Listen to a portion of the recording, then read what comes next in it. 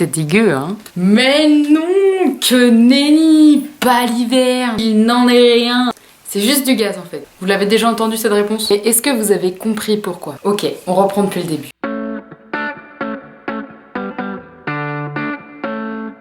Une articulation, c'est quoi? On va parler ici uniquement des articulations synoviales. C'est quoi synovial? C'est parce qu'il y a de la synovie. Calme-toi, j'y viens.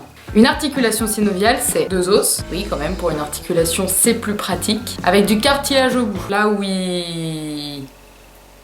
Enfin, tu vois quoi, là où ils entrent en contact. Des ligaments. Et tu sais de quoi je parle si t'as vu mon post. Une capsule articulaire, c'est un peu comme un tour de cellophane qui est mis autour de l'articulation pour pas que ce qu'il y a à l'intérieur ça sorte. Et enfin, ce qui nous intéresse, la synovie. Bon, grosso modo, c'est du lubrifiant.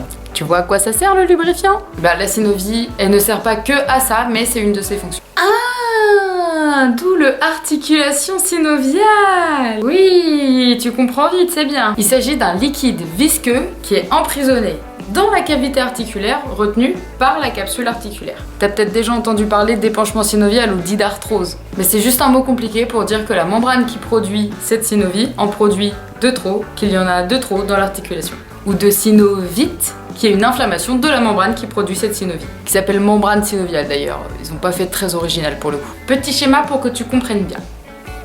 Vas-y, j'attends, prends ton temps.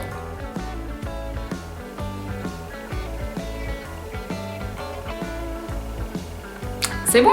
Alors on en vient au sujet. Pourquoi ça craque? La synovie, elle est composée de plein de choses, dont beaucoup d'eau, mais surtout de un constituant qui nous intéresse particulièrement, l'azote. En général, quand tout va bien, l'azote, elle est sous forme gazeuse et elle forme plein de petites bulles dans la synovie. Comme les bulles dans ta bière, par exemple. Ou de ta flûte de champagne. Mais parfois, les articulations, elles sont trop coaptées, trop enfoncées comme ça, l'une dans l'autre. Exactement comme une ventouse qu'on aurait trop enfoncée. Dans ces cas-là, l'azote elle est plus sous forme de plein de petites bulles gazeuses, elle passe sous forme liquide.